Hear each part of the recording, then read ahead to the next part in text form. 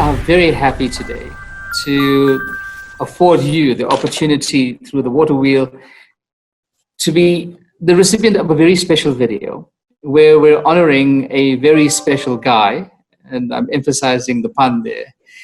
Our conversation today is with Guy Preston.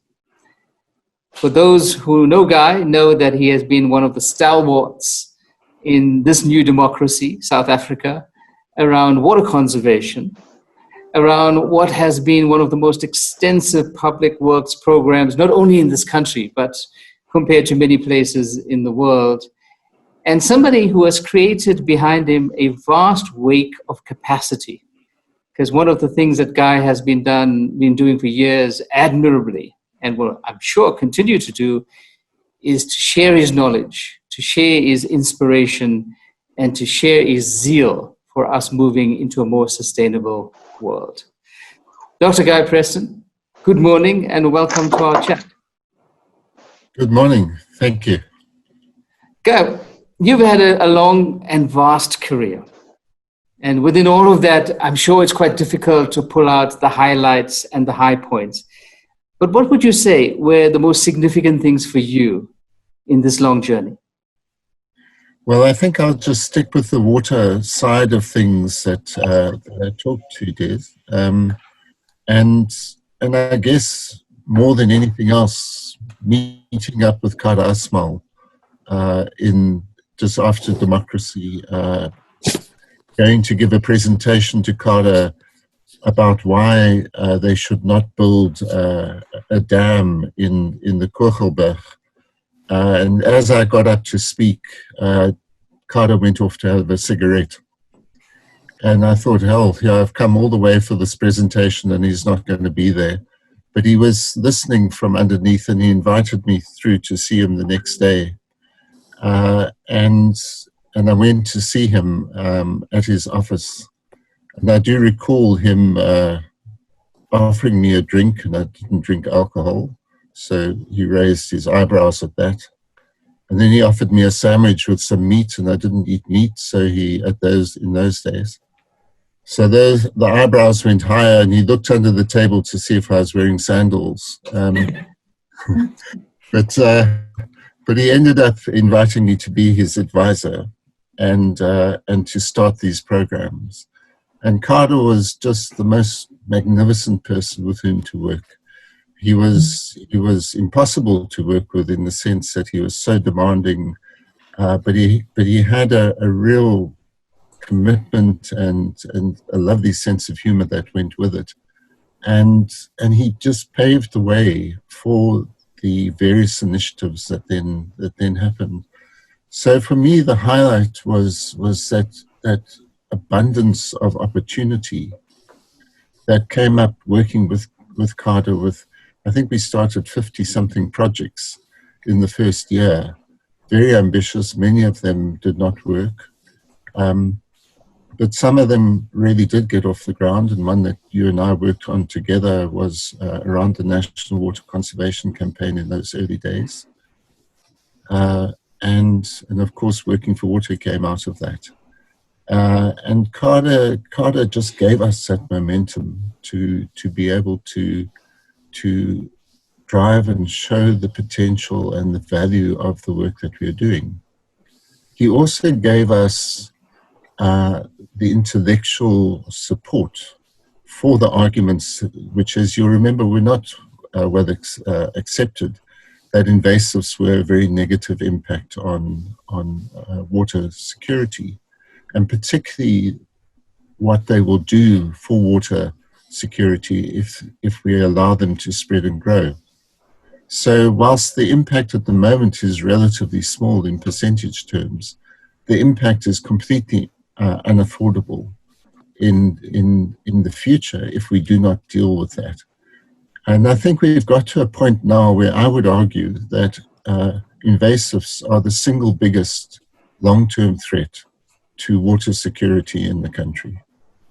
Among the many things that we have to do, if we do not protect our catchments, we will have these dramatic impacts that have been shown with work, interestingly, one of the studies was done by my son in his master's, looking at the Berg River catchment, showing how the mean annual runoff would drop from 1.3% as it was in 2008 down to 46% loss. And that's just unaffordable if this happens in all of our catchment areas. So I think the, one of the big highlights then has been the evolution of the Working for Water program, the extraordinary talent that we have had in building up that program, because it's been led by a whole range of people with incredible passion.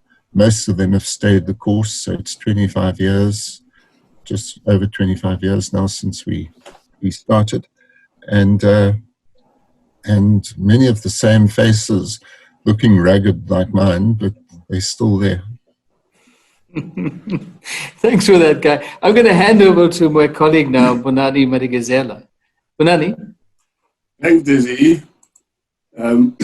Thanks, Guy. You visually answered the very first question of your work relationship over the last 25 years. I regard you as a founder of Working for Water and related programs.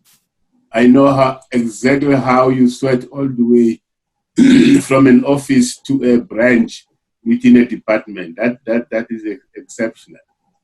But you have reflected your highlights there as well. So maybe I should just go straight to my other question on Society for Ecological Restoration. You just mentioned that alien invasive plants are a biggest threat to our water security in this country. And indeed, that is true. And we have funded so much of work in this area trying to understand how can we solve this problem. And the conference came at the time when we were experiencing very, very, very tough times, drought in the Western Cape, and we hosted it there. It was for the first time in Africa as a continent, and South Africa indeed, since the existence of the society. But the question is, you missed most of that because of other responsibilities within the department. But I know you did catch up later. So maybe a brief on, did you receive some of information or knowledge or experience that you wanted to see by bringing this society into the country, because you were a partner with WRC? Did you receive your experience about this? And also in your closing remarks, just say something about United Nations Declaration on Ecosystem Restoration and the resources. Thank you. Okay. Yeah, I think although the emphasis I mentioned in the beginning was around Working for Water, I think a lot of the guidance that we got, including from yourself and people in the WRC, was around looking at the broader picture of impacts. So invasives are one of the impacts, but if you control the invasives, you're still left with a range of challenges for water security and ecosystem services generally.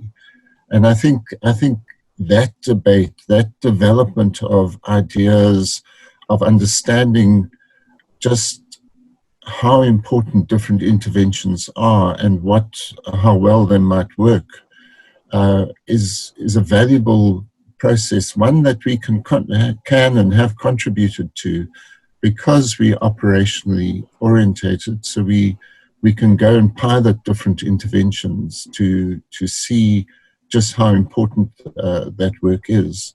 The wetlands program that came out of a long-term relationship with WRC going back a long time, it really started with arguments put forward by WRC in those days.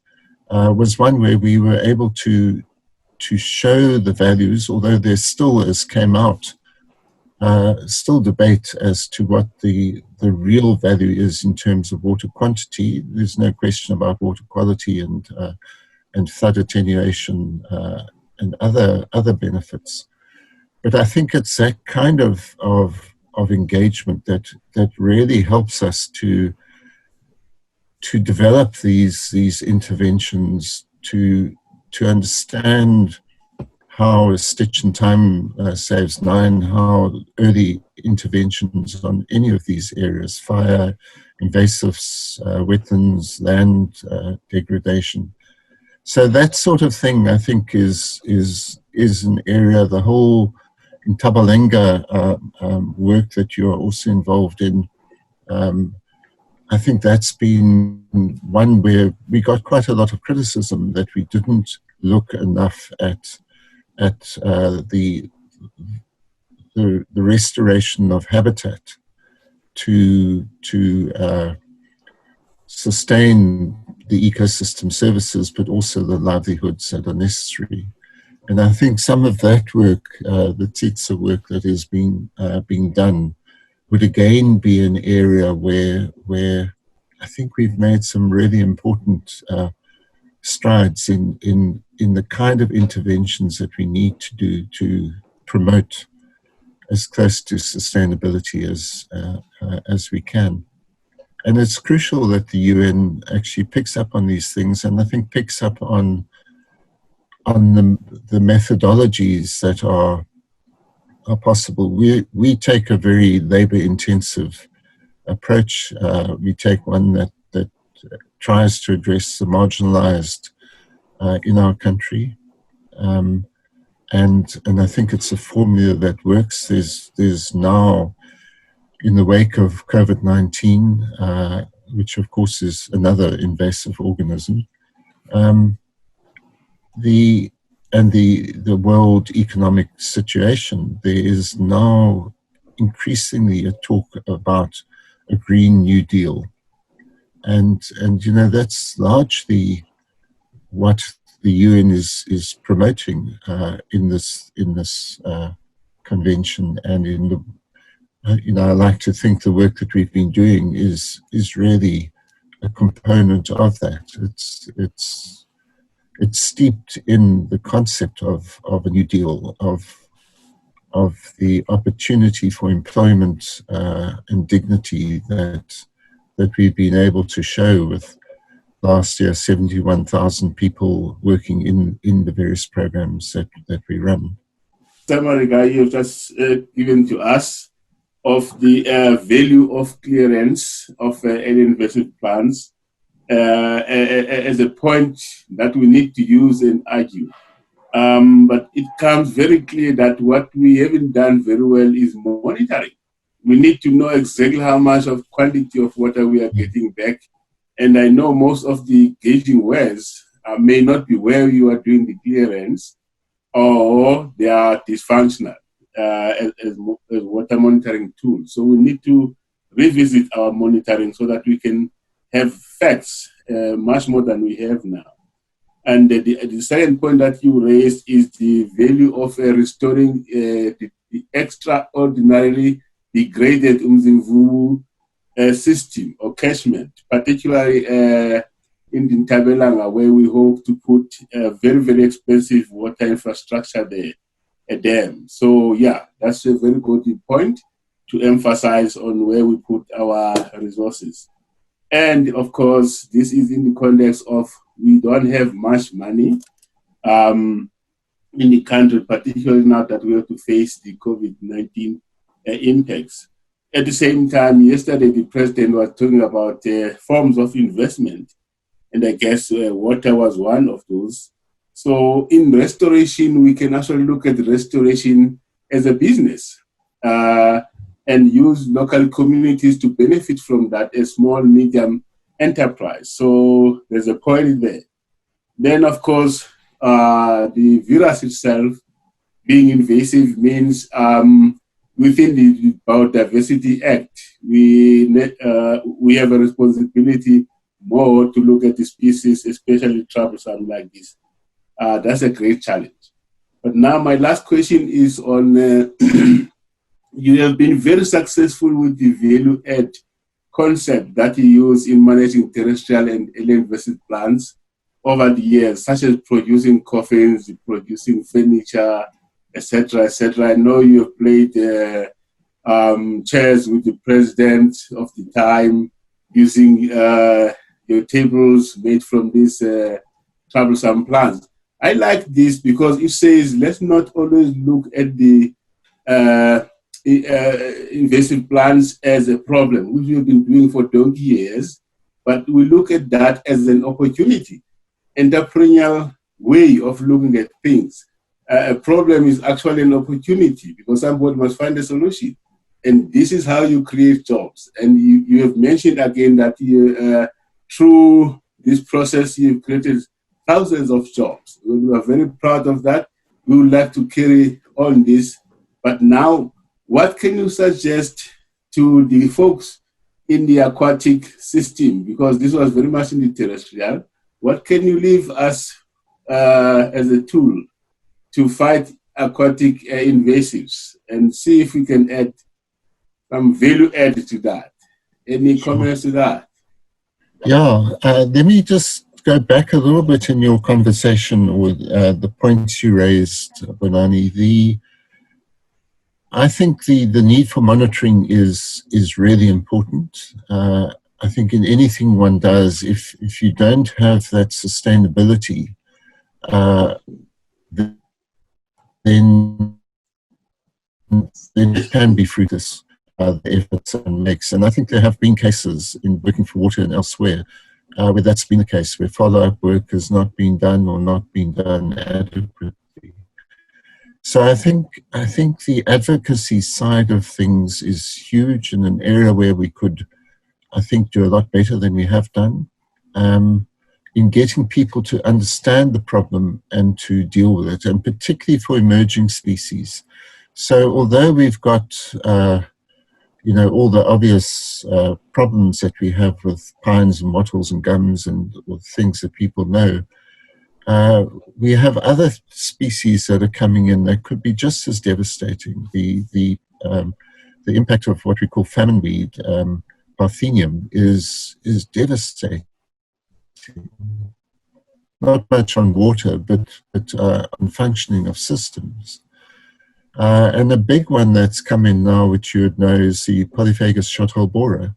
So this is a beetle, and it's a symbiotic fungus that is killing huge numbers of trees. And we had a meeting yesterday just trying to understand the quantum of damage it might do to the country. And we're talking not even billions, but even bigger numbers of damage just by this one beetle getting into our country. And it is, aside from anything else, a huge impact on water. So when all of our street trees, the plane trees and things that are dying, liquid ambers in parts of our country, and they get replaced by other street trees, there's a massive water investment that needs to be done in order to grow those trees back up. So this biosecurity is an area that I would also emphasize, one that we've been developing. You were personally involved in the Biodiversity Act and how we try to develop and have developed those regulations. But we have to do a lot more. And I've been talking about zoonotic diseases for 20 years. The risk of what we're now having with COVID-19 has been inevitable. And we will get more of these things. And what are we doing to protect ourselves against them, or against things like the next shothole borer, because there are thousands of species that could have similar impacts to the one that is invading. In terms of value added, it is an absolute passion. And again, it grew out of the fact that we weren't winning. As much as we were driving what we did with invasive species, the scale of the problem is so big that we needed to find ways where we could get our resources to where they're most needed, which is really in the mountains, with the pines and other species that are invading in the mountains. And so the notion of the value-added industries was to say, well, could we not take advantage of the potential use of the biomass? And we started with solid wood, as you know, with the eco coffins, and that's only been very modestly successful. The school desks has been more successful, so looking at furniture generally, but we've put over 600, it will be 700,000 this year, learners behind school desks in schools who didn't have desks before.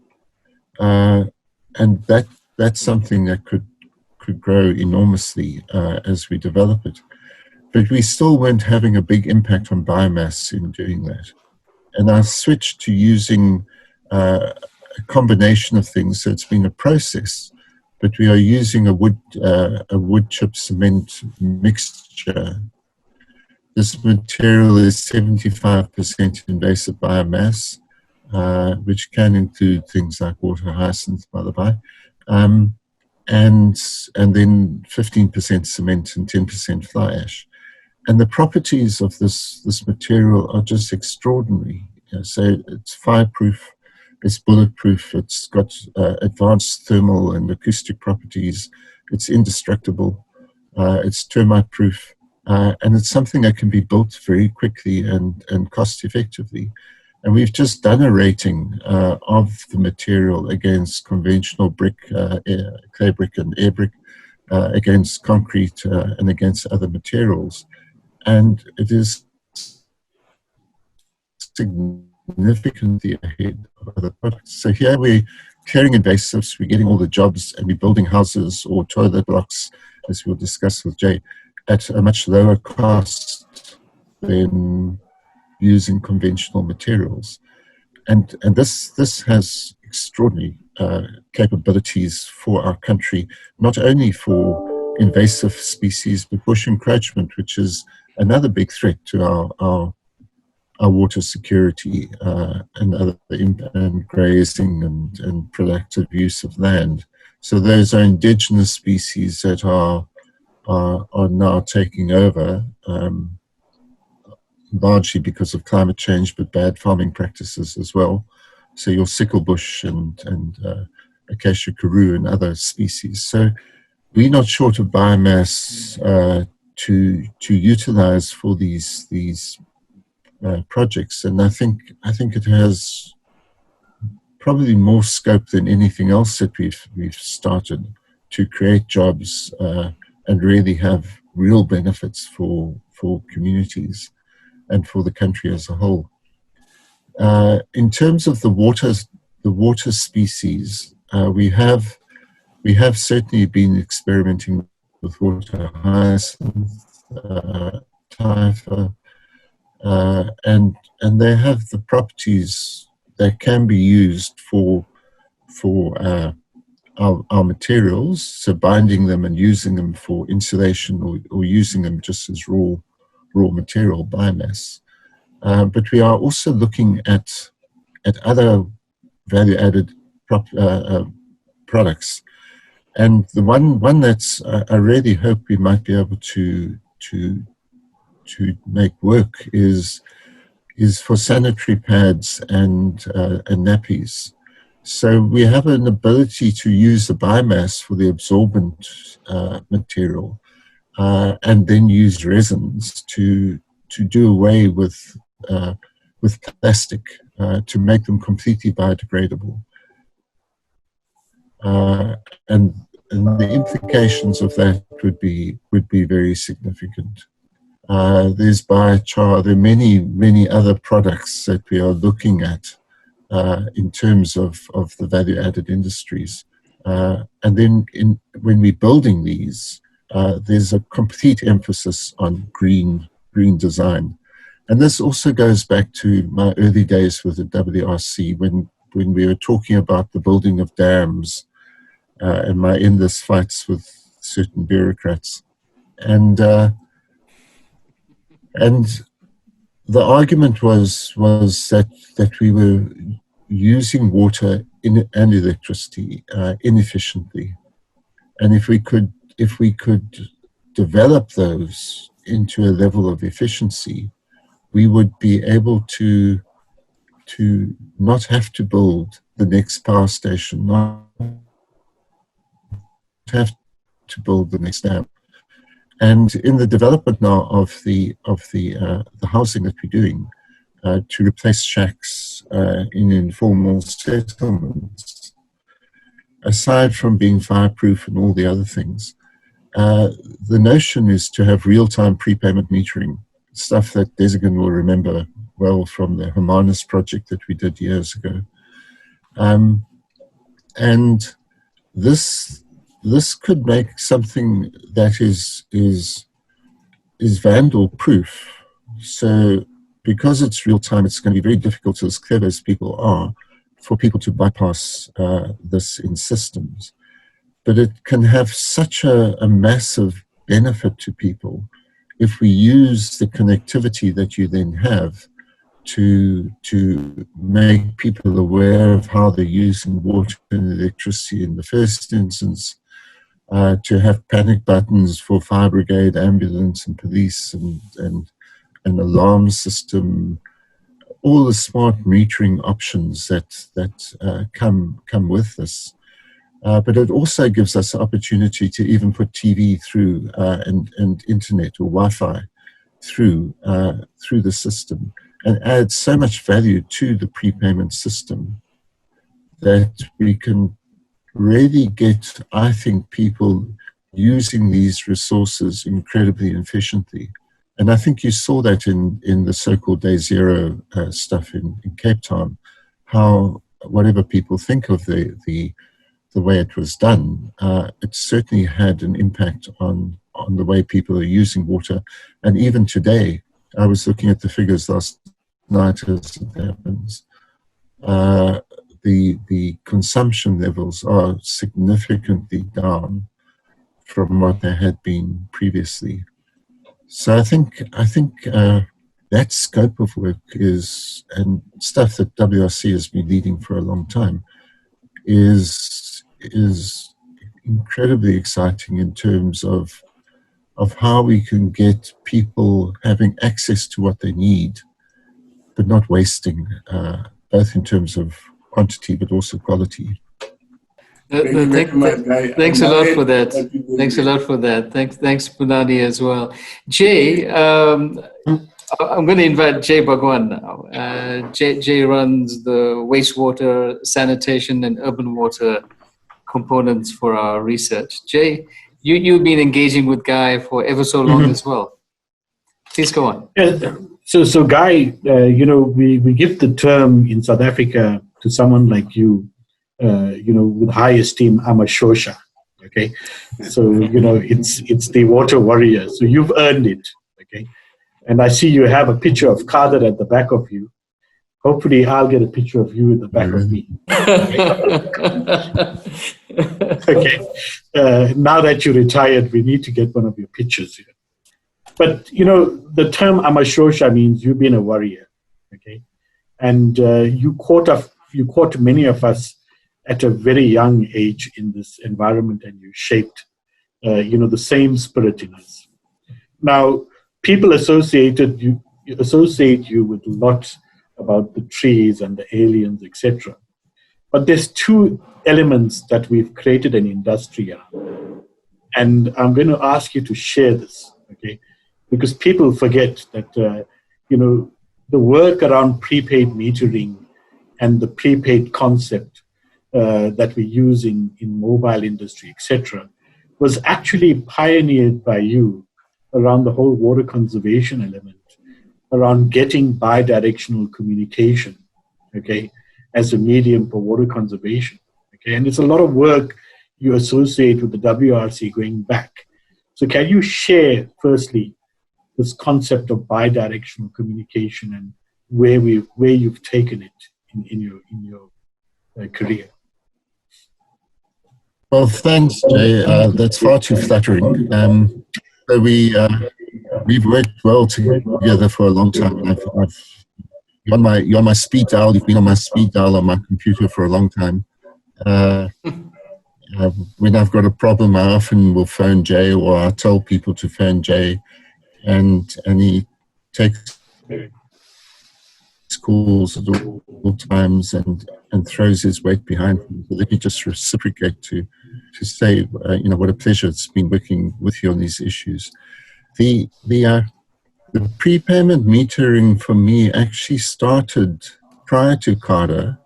I did some work in the Kruger National Park and in what within the Tal Parks, Isambela, where I was trying to look at whether we could get people to use water and electricity more efficiently. And we had fantastic results where we dropped water use by an recorded average of 73%. The actual figure was probably about 80%. These were visitors to parks, staying in the chalets, and we dropped energy use by 60%. And there were three components to it. The first was that we made them pay. So that was actually the beginning of what became the free basic water and electricity policy with CARDA and with Ronnie. And the notion there was that we would make the first amount free, and then you'd have an escalating block rate tariff. So those who drive marginal cost pay marginal price. It has a fairness to it, and it was something that was very well received. The second aspect was then to do the water saving features. So we put in water and energy, so all the low flow shower heads and the dual flush toilets and the toilet lid sinks and the aerators and the compact fluorescent bulbs. This was in the early 90s. So there were new concepts largely at the time. And they really did work. And so we had a control and experimental group. In the control group, they knew what was happening, and in the experimental group, we were monitoring them with data loggers, but they didn't know that we were doing them. And then we interviewed them afterwards. And when you interviewed these people who had been in these units, you would think that they're the greatest water conservationists and energy conservationists around. But we had their actual data, and we knew how long they had showered for and how deep their bath was and all these things. But the aspect that really did make it possible for us was at that stage, the prepayment metering had not really developed. So we were using modified data loggers, and we were giving that feedback to people, and it was real-time feedback of what they were doing, and not only what they were doing, but what others were doing. So that was something that really intrigued people. And so that project did, it was something that I was really privileged to do. And that was very much part of what I worked with CARDA, and Desigan was part of this in the early years of democracy. And we did a project in Hermanus, which was still something I deeply regret that we didn't mainstream. But we dropped water use by 32%. We increased the revenue from water sales by 24% at the time, and we had a 96% level of support. So even though we put in these quite dramatic for the time escalating block rate tariffs, we still had this massive support from the people who were having to pay the additional wages and amounts for water. And of course, there was equity in that. What it meant was that they didn't have to build another dam, which they had been planning to do. And part of it was also then the working for water and clearing invasives in the catchment of the dam. That was part of the broader project. So it had that component to it where we brought in again the prepayment metering. It was still quite blue sky stuff and difficult at the time to really get all of the features that we thought should be in there and we had wanted to develop. But there's no question that where you have this real-time ability, it gives such control over the way in which resources are used, the propensity of people to conserve, and the efficiencies that go with that, and the equity that goes with that. That it just makes so much more sense. And I think where we went with prepayment metering was mistaken in a couple of ways. So we're making people pay more for using prepayment meters than using post use payment that many people, mostly privileged people, had with their billing. And we didn't also build in the potential of escalating block rate tariffs, and also then the time of use tariffs, which for energy is particular. So Jay, yeah, that was important work, not finished, but being a young warrior yourself, you'll finish that off for us, I'm sure. But when you sit back and reflect, you could say that and claim that you gave rise to the whole smart metering industry that's growing nowadays. But Guy, in your association with us, we done some crazy things as well. So from the taps, we also took you into toilets, okay? And in our own pioneering attempts at the WRC, you became a key partner in scaling up some of those innovations.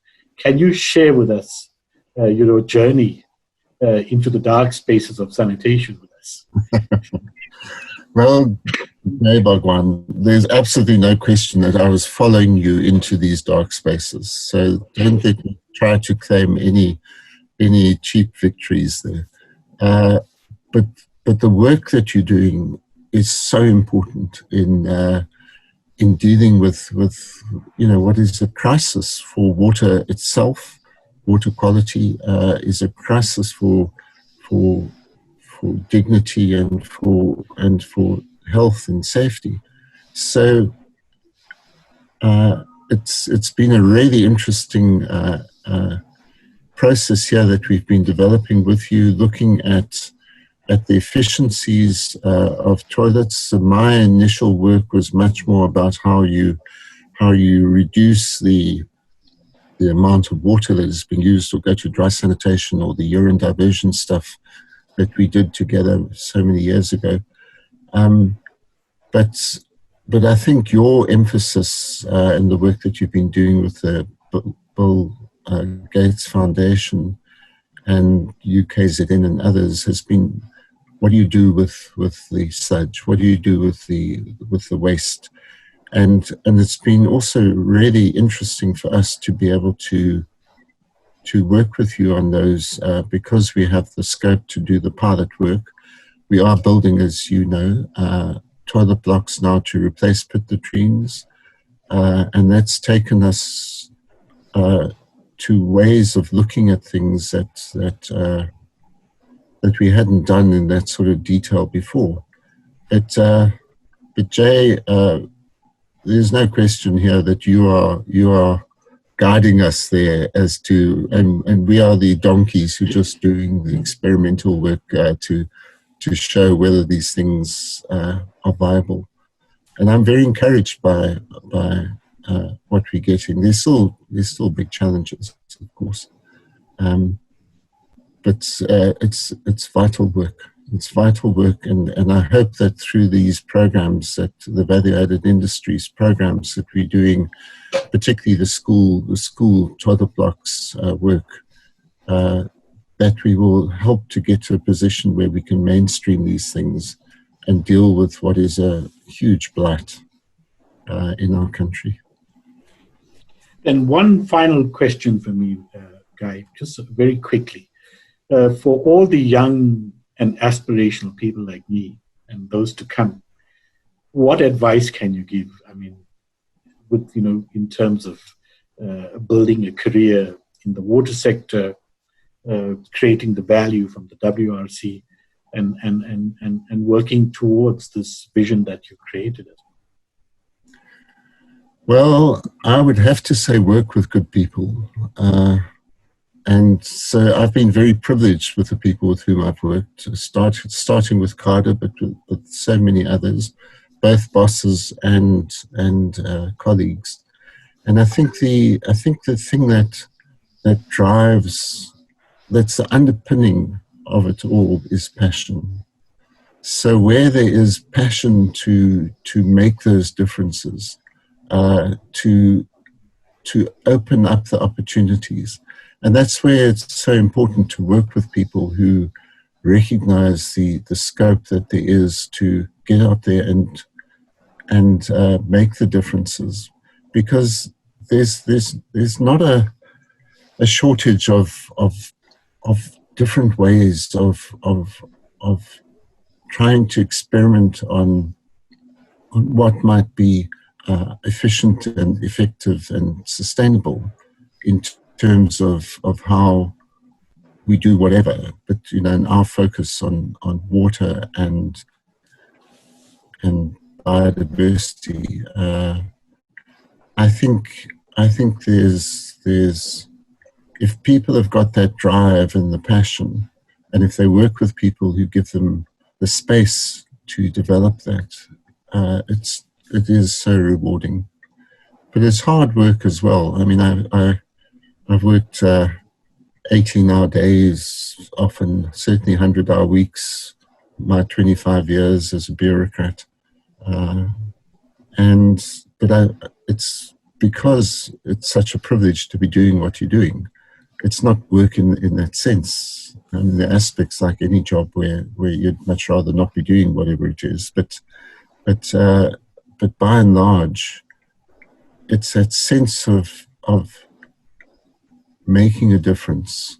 When you see our working fire program doing the controlled burns that are going to mean that we don't have all the devastation of soil erosion and flooding and siltation and sedimentation, that the invasive seedlings aren't going to come back and in the same in an uncontrolled sort of way, and just the dignity that there is in the work that the people are doing, and that sense of dignity.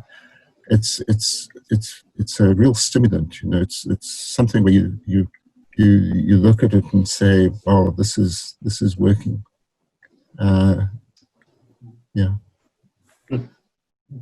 Thank you. Thanks, Jay, and thanks, Guy. Guy, we need some wise last words. You are now a village elder. You have earned that space. And it is in the manner of village elders to offer advice. What advice would you offer to the leadership in this country today? Leadership in government, leadership in the private sector, leadership in communities. What should they take away? I think we have to take these issues incredibly seriously. The sustainability of the functioning of our systems is pivotal to society's future, and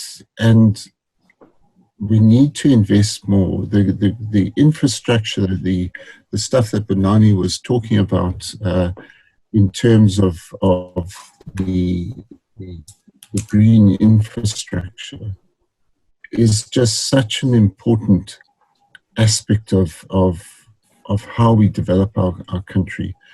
And so I really hope that people start understanding the returns on investment, the long-term implications of the choices that they're making,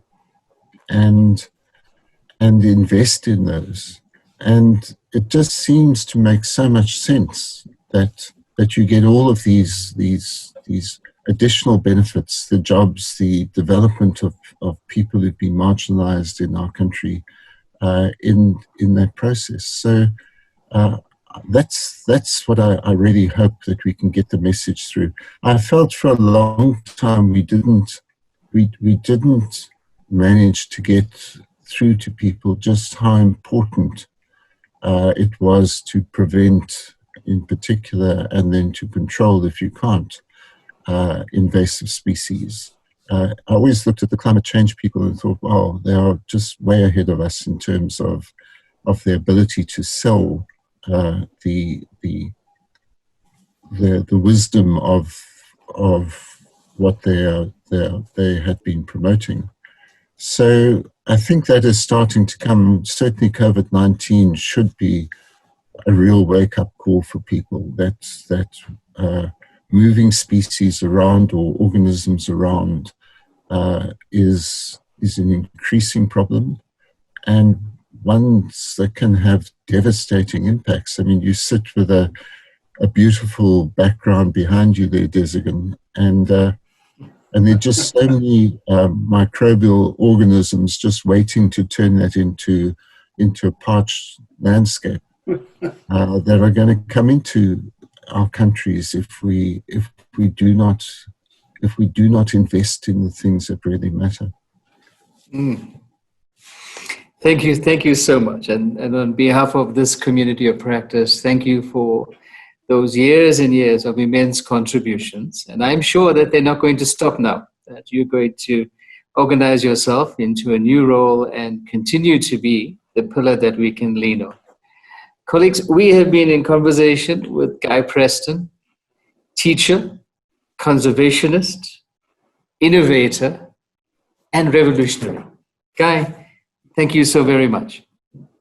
Thank you too, Desigan, and may I thank you and Bonani and Jay and all of your colleagues for 25 years of a partnership that has worked, one I've been really appreciative of.